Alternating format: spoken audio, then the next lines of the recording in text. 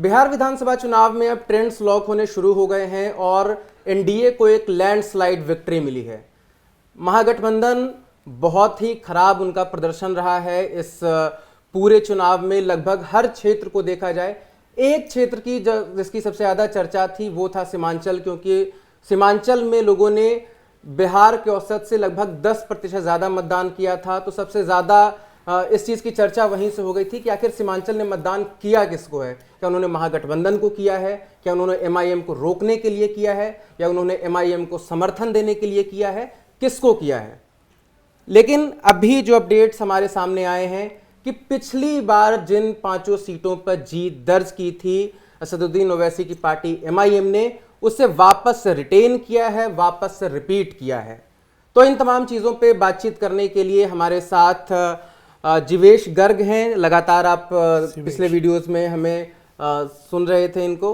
और हमारे साथ सत्यम हैं, लगातार सीमांचल में थे। और हमारे साथ पंकज हैं, जामिया से रिसर्च स्कॉलर हैं और कास्ट एंड डेमोक्रेसी पे अपनी पीएचडी कर रहे हैं।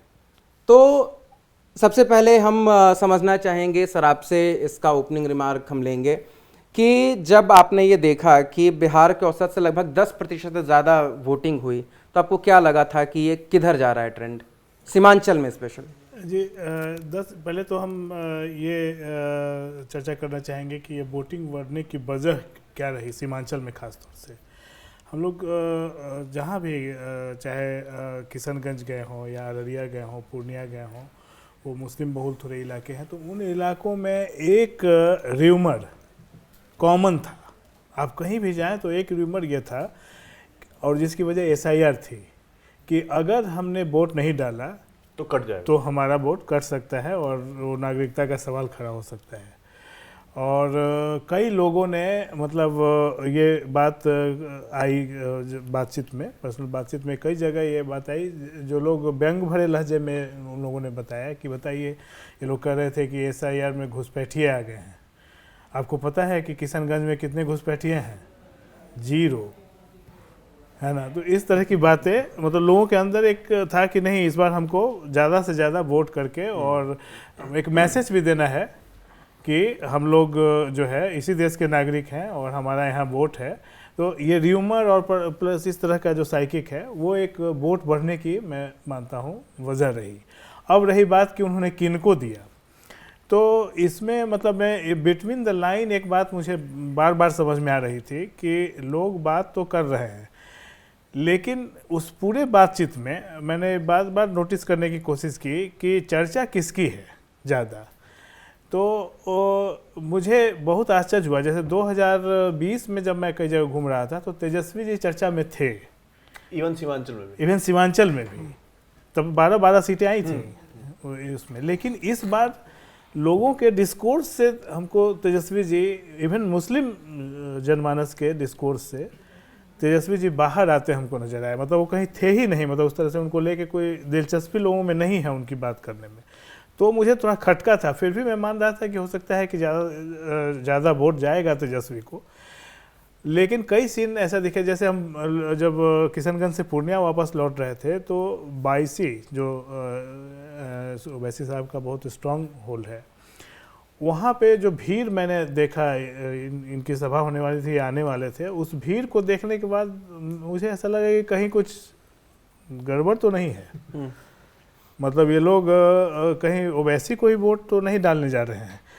एक बात तो कि ओवैसी तेजस्वी जी इनके डिस्कोर्स से गायब हैं, तो अगर हम उसको आज एनालाइज करें इस रिजल्ट के बाद, तो शायद मतलब मेरी मतलब मैं एक एग्जम्पशन, मतलब एक मैं धारणा बनाने वाली बात मैं कर रहा हूँ कि कहीं उन लोगों को इस बात का एहसास तो नहीं हो गया था कि इस बार जो है ये सत्ता में नहीं आने जा रहे हैं।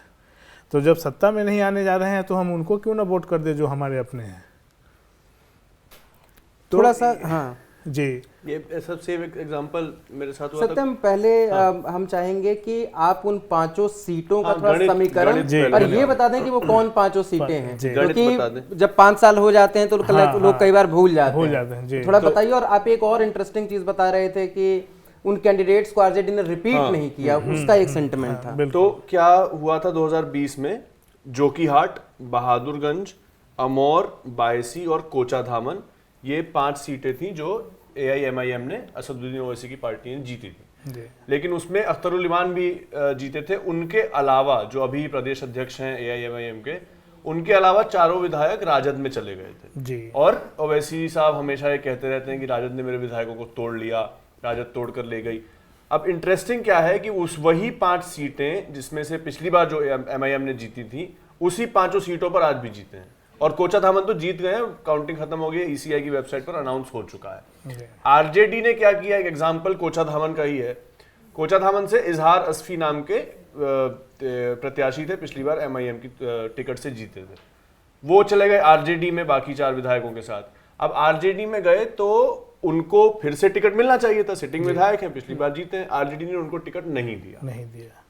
फिर ओवैसी ने दिया सरवर आलम को टिकट। सरवर आलम के जब भी वो प्रचार में जाते हैं तो इजहार असफी के बेटे को लेकर जाते हैं, गुड्डू असफी नाम है उनका, गुड्डू उनका निकनेम है और गुड्डू ही लिखा जाता है। और वो रैली में बोलते हैं लगातार कि मुझे जो है, मुझसे गलती हुई, मैंने इजहार असफी से माफी मांगी, मैंने कहा कि आपको राजद ने धोखा दिया है और मैं आपको साथ में लेकर चलूंगा। तो असद ओवैसी ने ये लगातार अपनी रैलियों में कहा है कि आपने जो है, राजद ने धोखा किया मेरे प्रत्याशियों के साथ, तोड़ कर भी ले गए, उनको वापस टिकट भी नहीं दिया।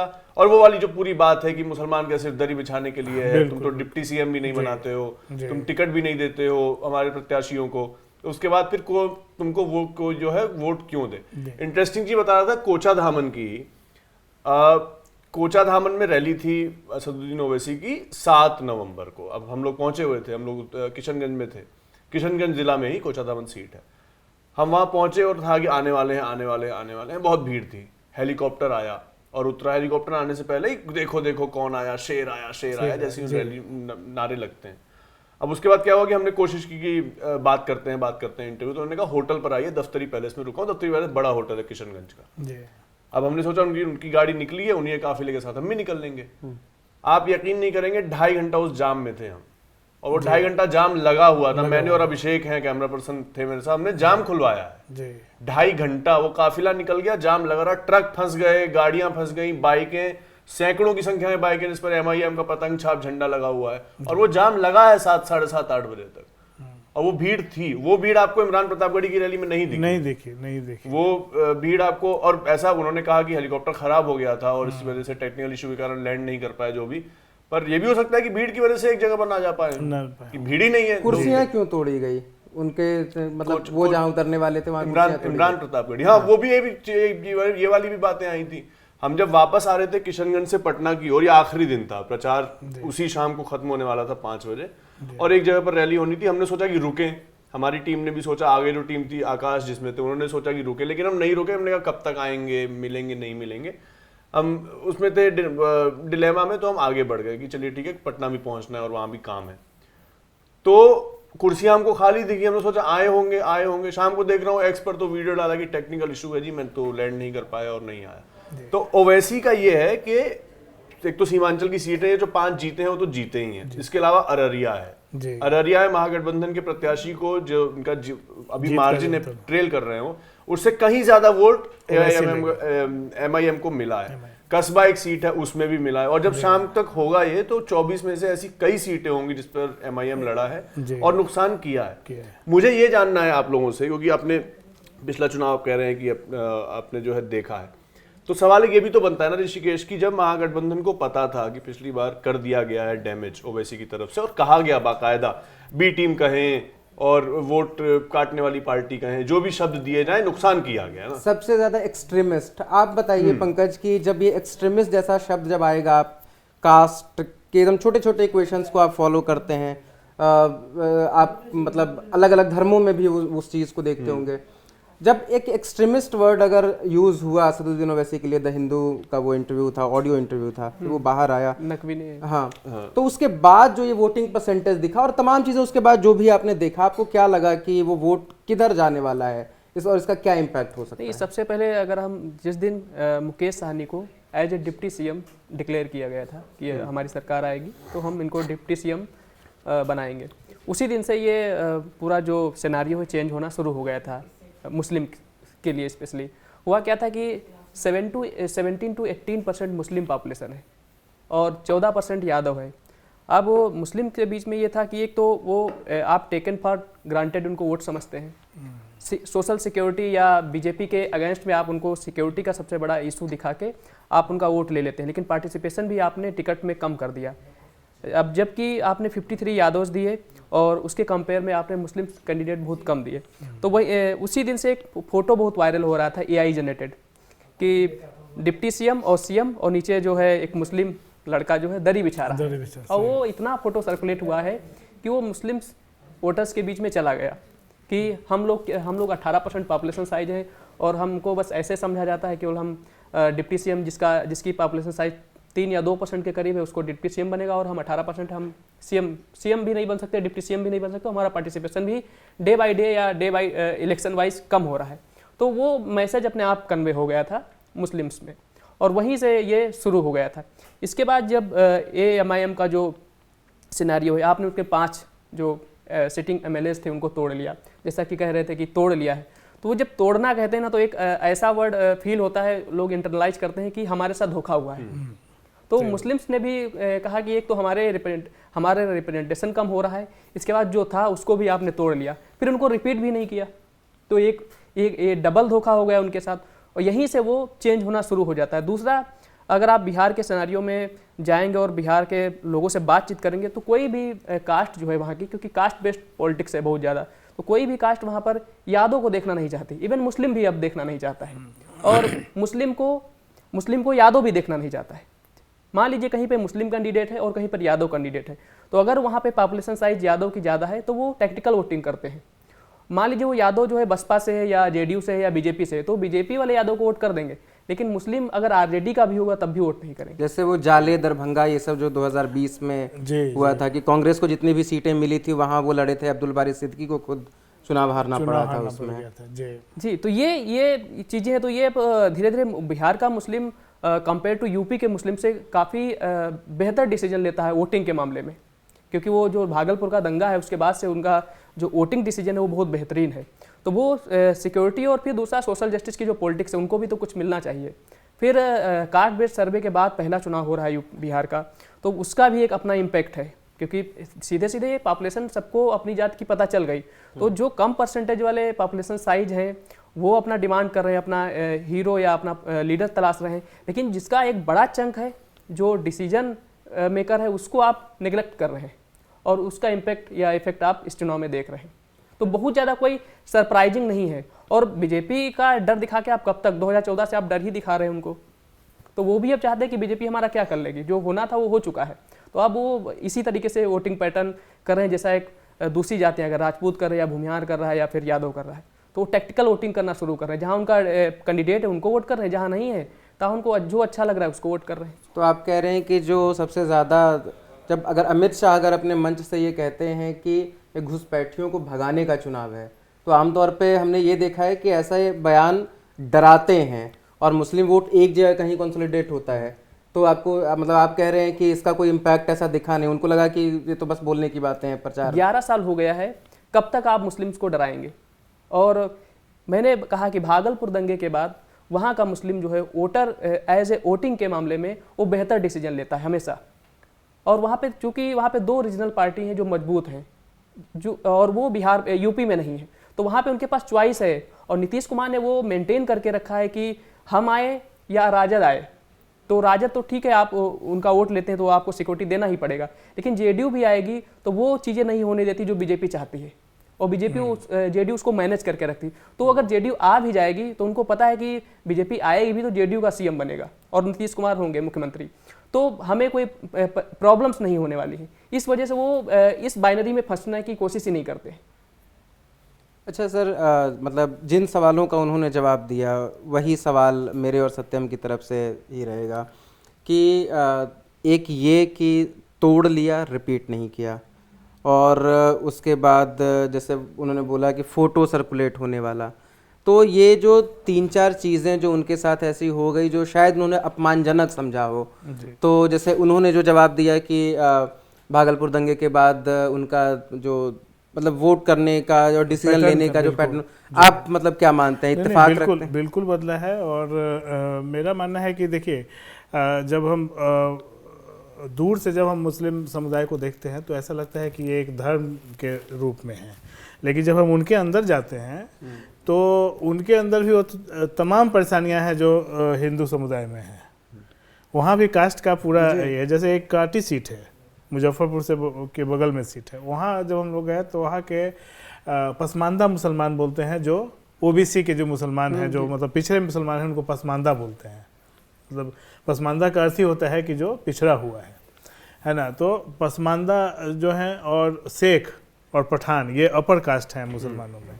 तो कांटी में बड़ा दिलचस्प लोगों ने बताया, पसमानदा लोगों ने, कि देखिए क्या है कि जो शेख लोग जो हैं, हम लोग इनको तो वोट दे देते हैं। जब इनका कैंडिडेट खड़ा हुआ था कांटी से तो हमने इनको वोट दे दिया था, लेकिन जब पसमानदा खड़ा हुआ तो इन लोगों ने वोट नहीं किया। तो कहने का मतलब है कि इस लेवल पे भी वहाँ डिवीज़न है ये मुस्लिम समुदाय के बीच में। तो ये डिवीज़न सीमांचल में नहीं काम किया होगा, ये नहीं माना जा सकता। मेरा मानना है कि उनके अंदर भी जो डिफरेंट ग्रुप्स और डिफरेंट जो ये कास्ट को लेके जो ये है, तो अब इसको थोड़ा सा और डिटेल में अध्ययन करने की ज़रूरत है कि किन लोगों ने ओवैसी को वोट दिया और किन लोगों ने नहीं दिया। तो इसमें और ये हाँ, और एक देखिए इस बार का जो भी इलेक्शन है, मैं मतलब ये मेरी समझ बनी है और मैं चाहता हूँ कि आप लोग भी शायद देखें तो हो सकता है कि इसमें कुछ और अच्छी बात और नई बात निकल के आए। 2025 का जो इस बार का जो इलेक्शन है ना, उसका स्क्रिप्ट और उसका जो उसकी कहानी 2022 से लिखी गई, जब जातिगत जनगणना हुआ। जातिगत जनगणना का असर मुस्लिम समुदाय पर भी पड़ा है। वहाँ भी छोटी छोटी जातियों का ये है। हमारे साथ संजोग से जब हम लोग ट्रैवल कर रहे थे तो कुछ इलाकों में टाइम्स ऑफ इंडिया के एक मेरे मित्र पत्रकार हैं, वो भी हमारे साथ थे। तो उनका ये एजेंडा था, उनको एक टास्क दिया गया था कि आप पता करें कि जो जातिगत जनगणना हुई है उसका मुस्लिम समुदाय में क्या असर है।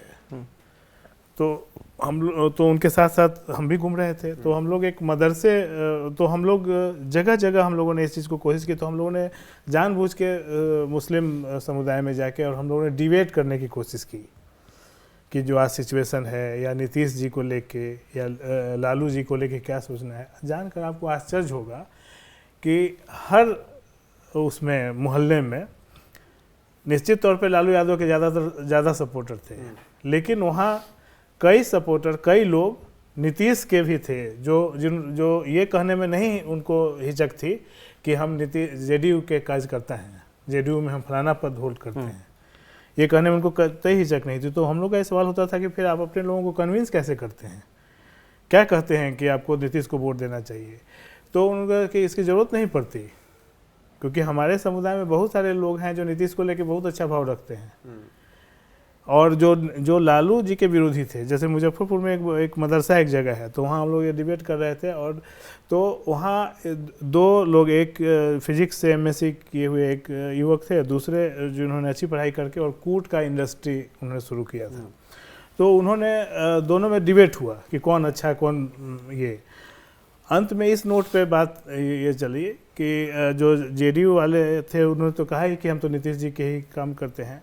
आरजेडी वाले जो थे उनका ये कहना था कि ठीक है, नीतीश जी लालू उनके साथ, मोदी जी के साथ उनको नहीं जाना चाहिए था, जाके वो हम लोग के लिए यहाँ से ठीक नहीं किया उन्होंने, लेकिन हमको उनसे कोई आपत्ति नहीं है। जो एक लार्जर परसेप्शन, हाँ, लार्जर।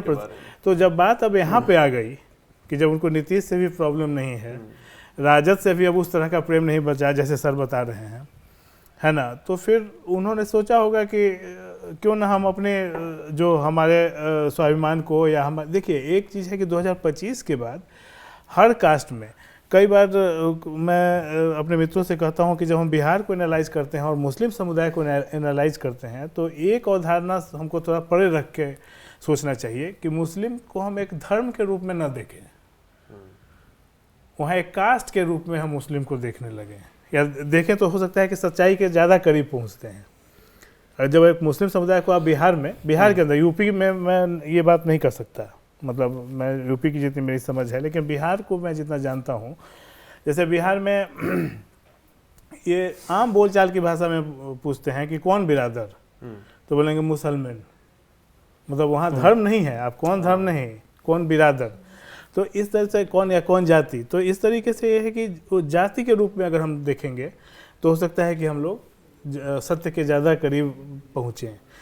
तो मेरा मानना है कि जो 2000 जो जातिगत जनगणना हुई उसका असर मुसलमानों के वोटिंग पैटर्न पे है और उसका एक बड़ा असर सीमांचल के भी वोटिंग पैटर्न पे होगा। अच्छा सर, आपने एक बात ये कही कि शायद उनको ये आभास हो गया होगा कि तेजस्वी की सरकार नहीं बनने वाली है। आप ग्राउंड पे थे, कभी ऐसा आपको लगा कि मतलब वो इतना आगे का मतलब इतना वो प्रेडिक्ट कर ले रहे हैं? मतलब हम लोग भी हैं, नहीं प्रेडिक्ट कर पाए, कोई नहीं कर पाया ऐसे। ये तो कोई प्रेडिक्ट नहीं कर पाया, ये तो सत्ता पक्ष ने ये प्रेडिक्ट नहीं किया। नहीं, लेकिन नहीं, देखिए प्रेडिक्शन और हम जो महसूस करते हैं, देखिए हम लोग ऊपर से गए हुए हैं, हम देखने दृष्टा के भाव से गए हैं कि अच्छा क्या हो रहा है। आपसे हम कुछ बात करना चाहते हैं, आप कुछ बात बताना चाहते हैं, कुछ नहीं बताना चाह रहे हैं, लेकिन जो जमीन पे रह रहा है वो निश्चित तौर पे हमसे आपसे ज़्यादा समझ रहा है चीज़ों को, और वो बताएगा नहीं आपको। और दूसरी चीज़ मेरी ये समझ कहती है कि देखिए जो पॉलिटिकल लीडर्स होते हैं या पॉलिटिकल जो कार्यकर्ता होते हैं वो किसी भी पत्रकार से ज़्यादा या किसी भी विशेषज्ञ से ज़्यादा जानता है। तो हम इस बात, मतलब मेरा ये अजम्पशन है, मेरी ये धारणा है कि बेहतर हो हमको आपको न बताया हो, लेकिन उसको समझ में आ गया होगा कि हवा क्या है। अच्छा, आंधी है ना सर, आंधी है। पर आपको क्या लग रहा है कि महागठबंधन को समझ में क्यों नहीं आया? पिछली बार चोट खाने के बावजूद। नहीं, महागठबंधन को भी समझ में आया है। अगर नहीं आया होता, देखिए जब एक बार जब पानी जब सर के ऊपर से चला जाता है तो फिर आप मतलब जब देखिए अगर आपने कुएं तालाब में अगर आपने स्नान किया होगा तो जब तक यहाँ तक पानी होता है तब तक आपका ज़मीन भी जो है, आपका पैर भी ज़मीन पर रहता है। इससे ऊपर बढ़ने पर आप ज़मीन छोड़ने लगते हैं, फिर आप कितना हाथ पैर मारते हैं, फिर आपको आपके बस में नहीं होता, फिर वो पानी के बस में आप होते हैं। अगर नहीं होता तो तेजस्वी जी अपने कार्यकर्ताओं को ये नहीं कहते कि हरा गमछा लेके इस बार नहीं घूमना है। इस बार निर्देश था कांग्रेस बहुत राजद की तरफ से कि इस बार हरा गमछा। फिजिकल अपीयरेंस भी कुछ होता है, तो आप चुनाव के समय देखेंगे जब सीएम फेस डिक्लेयर होने से पहले उनका फेस जो है, बॉडी अपीयरेंस जो है वही पूरा बदला। कुर्ता और टी शर्ट वाला एक आप लोगों ने क्या समझा, क्या उसमें एक कोई मैसेज था? बिल्कुल मैसेज देना है। और कई जगह तो मतलब हमारे एक मित्र जो तेजस्वी से मिलने गए थे, उन्होंने अपनी ये बात कही कि हम लोग का थोड़ा हमारी बिरादरी के एटीट्यूड को लेके हमको मतलब प्रॉब्लम आ रहा है। मतलब ये ऑफ द रिकॉर्ड बात है। हाँ, तो इसमें उन्होंने साफ निर्देश दिया था कि इस बार गमछा का इस्तेमाल न मुरेठा बांधना है, न गमछा हिलाना है, और हरा गमछा लेना ही नहीं है। इसी जी तो कहीं ना कहीं उनको इस बात का एहसास है कि ये हमको नुकसान कर रहा है हरा गमछा। लेकिन AIMIM के साथ क्यों नहीं रखा गया? मेरा ये भी एक समझना हम चाहते हैं। जब इनको पता था कि पिछली बार भी चोट तो की गई है ना जी, सीमांचल में, मतलब बेहिसाब चोट थी, वो कहा गया सीधे सीधे, तब बात ये निकल के आई कि भाई वोट काट दिए हैं ओवैसी की पार्टी ने आपके। इस बार अख्तर उल इमान ने चिट्ठी भी लिखी, कहा भी कि हमको ढोल बजा के घर तक गए। मैं जितना MIM की पॉलिटिक्स को जानता हूँ, ये प्रॉब्लम तेजस्वी जी का नहीं था, ये MIM का प्रॉब्लम था। MIM था कि नहीं जाएंगे, MIM ही नहीं जाना चाहती। देखिए आइडेंटिटी की पॉलिटिक्स है सर। अगर वो राजद के साथ मिल जाएंगे तो फिर ओवैसी साहब को कौन पूछने जा रहा है ना? फिर तो राजद की जीत मानी जाएगी। और ओवैसी साहब का पहनावा, ओवैसी साहब लंदन से पढ़ाई किए हैं, बैरिस्टर है, वो हमारी तरह वकील नहीं है जो चौधरी चरण सिंह विश्वविद्यालय से डिग्री ले लिया है वकील की, वकालत की। वो वहाँ से पढ़े हुए हैं, बैरिस्टर हैं। तो बैरिस्टर का जो लिबास है आप देखिए, क्या वो आइडेंटिटी पॉलिटिक्स नहीं है? तो वो आइडेंटिटी पॉलिटिक्स कर रहे हैं, तो वो कतई नहीं जा सकते राजद के साथ समझौता कर सकते, वरना उनका फिर अस्तित्व ही नहीं है। शायद वही रिजल्ट उनका आज वो भी होता जो आज राजद का है। मिल रहे होते हैं माले के साथ। हाँ, एक अब देखिए कि उनकी तो रेलेवेंसी बढ़ गई ना, हर स्टेट में बढ़ हाँ, गई, बिल्कुल बिल्कुल उनकी एक्सेप्टेंसी बढ़ गई, बिल्कुल उनका एक्सेप्टेंस बढ़ गया मुस्लिम कम्युनिटी में, और वो हर जगह अब उसी और बाकी लोग अब उनसे डरेंगे। तो इस पॉलिटिक्स को तो करना ही। और देखिए जो खराब पक्ष हम देख रहे हैं बिहार की राजनीति के ख्याल से, कि जो वैसी साहब कर रहे हैं, आने वाले दिनों में ये जातिगत जनगणना के बाद वो ट्रेंड बिहार में बढ़ने जा रहा है, ये जो मैं देख रहा हूँ।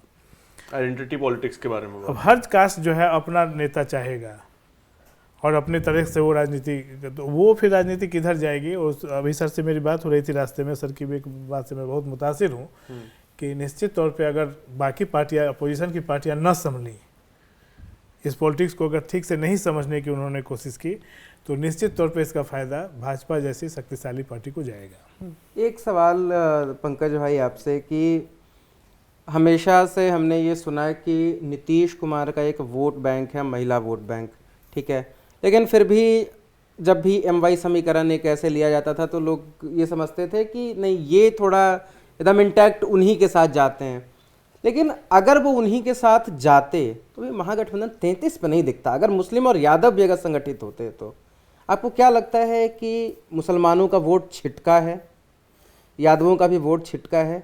ये प्रदर्शन मतलब MY एक ऐसा इक्वेशन है जो अगर साथ चला जाए और बाकी छिटपुट इधर उधर से, तो मार्जिन मतलब ये स्थिति नहीं होगी जो स्थिति हम देख रहे हैं। आप यूपी से अगर इसको थोड़ा कंपेयर करें दो कास्ट का, एक तो जो मुस्लिम वाला कास्ट बता रहे हो, हम लोग जानते हैं कि मुस्लिम्स में भी कास्ट है, और प्रोमिनेंटली जो डिबेट है पसमानदा का डिबेट पूरे इंडिया में, वो बिहार से शुरू हुआ है। अब्दुल कयूम अंसारी ने शुरू किया, उसके बाद लेके अली अनवर साहब तो उसी राज्यसभा में भेजे गए थे उस वर्ड के कोई ज़्यादा हाईलाइट करने के लिए। तो यादव, अगर आप यूपी का यादव को देखेंगे तो अभी भी वो वोट सपा को जा रहा है, लेकिन बिहार में थोड़ा डिफरेंट है। बिहार में यादव जो है केवल अपने ही कास्ट को वोट देना चाहता है। अगर राजद से है तो राजद को, अगर नहीं है तो बीजेपी को भी। आप देखेंगे कि यूपी के से ज़्यादा वहाँ पे यादव लीडर बीजेपी में है, जबकि बीजेपी में, यहाँ पर यूपी में आपको यादव लीडर नहीं मिलेंगे बीजेपी के अंदर। उसका रीजन है कि वो टेक्टिकल वोटिंग करते हो। बीजेपी ये बात जानती है कि टेक्टिकल इनको वोटिंग करती है, इनको अपना जात का लीडर चाहिए, तो वहाँ पे उनके बीजेपी में यादव लीडर्स भी हैं, जबकि यूपी में नहीं है। सेम अगर जब कोई चीज़ इस तरह का कोई फॉलो करता है, वहाँ पे भूमिहार भी यही फॉलो करता है, राजपूत भी यही फॉलो करता है, और धीरे धीरे सारी जातियाँ लगभग वही ट्रेंड को अपना रही, तो क्या मुस्लिम उससे अछूता रह जाएगा? और जैसा कि आपने बताया कि मुस्लिम में भी कास्ट हैं और वो सच्चाई भी है, उसमें भी सबसे बड़ी कास्ट जो है अंसारी की है। और आप देखेंगे कांग्रेस का जो टिकट डिस्ट्रीब्यूशन है, उसमें आप देखेंगे सबसे ज़्यादा जो टिकट्स हैं वो भूमिहार को हैं, इसके बाद शेख मुस्लिम्स को हैं, शेख मुस्लिम को, अपर कास्ट मुस्लिम, इसके बाद ओबीसी में यादव को है, फिर जो 3 टिकट और हैं उसमें एक उनका वर्कर्स है जो कलवार है, कलवार कास्ट का, और 2 जो टिकट है वो हमें लगता है कि वो पैसे से टिकट, हालांकि सारे लगभग इसी तरह से मैनेज हुए हैं, लेकिन उसमें भी देखेंगे कि आप टिकट डिस्ट्रीब्यूशन में कर कैसे रहे हैं, तो उसका भी तो असर है। क्यों हम चाहेंगे, जब आइडेंटिटी पॉलिटिक्स हो रही तो हर आदमी चाहेगा कि हमारे धर्म का आदमी हो, हमारी जात का आदमी हो, हमारे परिवार का आदमी हो, हमारे घर का आदमी हो, हमारा भाई हो, हमारा आदमी हो, तो मुस्लिम क्यों नहीं चाहेगा? तो ये भी बात आपकी सही है कि मुस्लिम ने उतना भरोसा इस बार राजद की तरफ नहीं दिखाया है, और क्योंकि आपने टिकट डिस्ट्रीब्यूशन ठीक से नहीं किया, दूसरा डिप्टी सीएम भी आपने उनको डिक्लेयर नहीं किया, जबकि उनका पॉपुलेशन साइज है, तो शायद ये रीजंस हैं जो मुस्लिम्स को वोट देने से रोक रहा था। अंतिम सवाल एक लेके मैं क्लोज करूंगा। जब हम टैली को देख रहे हैं तो ठीक है, आरजेडी एक बड़ी पार्टी, कांग्रेस तो एक नेशनल पार्टी, वीआईपी और आईआईपी, पान तांती तत्वा जो समाज है, कई बार हमें ये लग रहा था कि मतलब अब मुकेश सहनी को ओवररेट कर देते हैं वो, या क्या मतलब है कि मतलब कांग्रेस से भी भिड़ने में परहेज नहीं था आरजेडी को, लेकिन टैली में वो 0 है, आईआईपी का भी वही स्थिति है। तो थोड़ा इन 2 कास्ट के बारे में अगर आप बताएं कि ये सब ईबीसी के ये सब वोट ट्रांसफ़र मतलब इनका भी क्यों नहीं हुआ, जबकि आप हमेशा ये बात कहते हैं कि सबको एक अपना एक लीडर चाहिए होता है, तो क्यों ये नाकाम हुए, इनके वोट ट्रांसफ़र नहीं हुए? आप ये देखिए कि जो सबसे वीक पॉइंट है राजद का वो क्या है, वो है अति पिछड़ा वोट शिफ्ट ना होना राजद की तरफ, और महिला, तो महिला और अति पिछड़ा जो सबसे बड़ा वोट बैंक है, 36% अति पिछड़ा और इसके बाद महिला, वो लगभग एक इतना बड़ा वोट बन जाता है कि अगर वो किसी के पास भी चला जाए अकेला, तो किसी की कोई दूसरे कास्ट की या किसी भी क्लास की ज़रूरत नहीं है। अब ये सबसे एक मुश्त बड़ा वोट है जो नीतीश के साथ बना हुआ है। उसमें भी अगर आप क्लास वाइज देखेंगे या constitutional class wise, OBC, SC, ST, उसमें भी जो शिफ्ट है वो ज़्यादा उसके साथ NDA के साथ है। क्यों? पिछली बार जो 34 सीट ऐसी थी जहाँ पर लोजपा ने नुकसान किया था जदयू को, तो इस बार हम लोग शुरू से मान के चल रहे थे कि नीतीश को एटलीस्ट 60 सीट तो आएंगी ही आएंगी, 60+ सीट आएंगी ही आएंगी, लेकिन इतनी आएंगी हम लोगों ने भी नहीं सोचा था। सेकंड, कुछ होता है कि एक होता है हमारा मिजाज, एक होता है हमारे समाज का मिजाज। हो सकता है हमारा मिजाज अपर कास्ट के खिलाफ हो, लेकिन हमारे समाज का मिजाज दूसरा हो। जैसे तो वो क्या करते हैं कि अगर हमारे समाज का मिजाज अगर ऐसा है और हमारा मिजाज दूसरा है, तो अगर वो हमारे समाज का मिजाज इस समाज के मिजाज से मैच कर रहा है तो उसके साथ जाएगा, हम भले कुछ कर ले। अब उनके आ जाइए जो ताती तत्वा का जो काम है वो क्या है, ट्रेडिशनल वर्क क्या है, वो आप समझ लीजिए कि वो जुलाहे हैं, हिंदू जुलाहे और मुस्लिम जुलाहे, सेम वही कास्ट है। यूपी में अगर आप चले जाएंगे तो उनको कोरी बोलते हैं, आपके वहाँ ताती तत्वा बोलते हैं, पान समाज वो। और ये ट्रेडिशनल वर्क ये सबसे पहले थे किसमें, EBC में थे। और ट्रेडिशनल वर्क ये वोट किसका है, JDU का है। तो भले आप चले जाइए RJD के साथ, कांग्रेस के साथ, लेकिन आपका समाज आपके साथ नहीं आने वाला हमसे, क्योंकि वो हमारे मित्र भी हैं और हम लोगों ने काफ़ी उनसे बातचीत किया। तो बार बार जो हम लोग कह रहे थे कि अगर जहाँ से वो सहरसा से चुनाव लड़ रहे थे, अगर उनकी जात का वोट ज़्यादा से ज़्यादा शिफ्ट होता गुप्ता जी के साथ, तो वो जीतने के चांसेस सबसे ज़्यादा थे, जो कि पॉसिबल नहीं था। क्योंकि उनके आप उससे पहले की वीडियोस देखें तो वो बोल रहे हैं कि अगर आपको यादव या भूमिहार कोई परेशान करे तो आप उनका गले में काट लीजिए या गला पकड़ लीजिए। तो जिस समाज के साथ आपका समाज जो है जिस जात के साथ कॉन्फ्लिक्ट कर रहा है उसके साथ अगर आप जाएंगे तो आपका समाज कैसे आएगा, क्योंकि सिक्योरिटी तो वो उन्हीं से चाहिए। फिर आप उन्हीं के साथ चले जाएंगे तो फिर सिक्योरिटी कैसे आप उनको दे पाएंगे। ये सबसे बड़ी चीज़ थी। तो और फिर आप मुकेश साहनी की भी कास्ट कौन सी है, EBC है। वो भी कोर वोटर किसका है, JDU का है।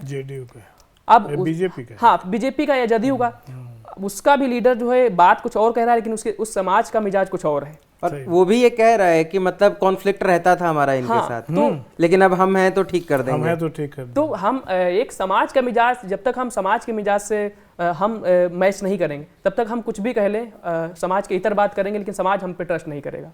यही बड़े बड़े रीजंस हैं जिसकी वजह से महागठबंधन का ये सिचुएशन हुआ है। दूसरा इन्होंने क्या किया, इनको लगता था कि हमारा अतिपिछड़ा वोट मैनेज हो जाएगा, एक तो गुप्ता जी के आने की वजह से, मुकेश साहनी के आने की वजह से। दूसरा इन्होंने प्रदेश अध्यक्ष जो बनाया धानुक समाज के, तो इनको लगता था कि धानुक समाज, अब धानुक समाज किससे कोरिलेट करता है, कुर्मी से कोरिलेट करता है। तो आप टिकट दे देंगे एक किसी आदमी को प्रेसिडेंट, स्टेट प्रेसिडेंट बना देंगे, उसकी वजह से आप चाहते हैं कि पूरे समाज का वोट आपको ट्रांसफर हो जाएगा, पॉसिबल नहीं। क्योंकि सबसे ज़्यादा जो इंटरेस्ट उनके किसी कोई पार्टी फुलफिल करती है तो नीतीश कुमार जी करते हैं, तो क्यों उनका समाज आप वोट करेगा। तो सत्यम, हम चाहेंगे कि सीमांचल को लेके हमने सारा शुरू किया था, क्लोजिंग रिमार्क के साथ आप ही कंक्लूड करिए इन तमाम चीज़ों को। क्लोजिंग रिमार्क में सबसे पहले आंकड़े हैं, वो ये हैं कि हमने जब शुरू किया था तो AIMIM 5 सीटों पर लीड कर रही थी, अब 3 सीटें जीत चुकी है और 2 पर लीड कर रही है, जोकीहाट, कोचा धामन, अमौर, और बड़े अंतर से। जोकीहाट 28,000 के अंतर से, 23,000 के अंतर से कोचा धामन और 38,000 के अंतर से अमौर सीट जीती है। बहुत भारी। और अख्तरुल इमान जो कि स्टेट प्रेसिडेंट हैं वही हैं, ये है। और जो जैसा मैंने पहले भी कहा था कि कई सारी सीटें ऐसी निकलेंगी जिसमें कि वो या तो कांग्रेस को या RJD को नुकसान पहुंचाएगी, क्योंकि उसको वोट जो मिल रहा है कहीं 32,000 है, कहीं 40,000 है, कहीं जीत का मार्जिन 4,000 है, तो AIMIM का वोट जो है वो 32-33,000 है जी।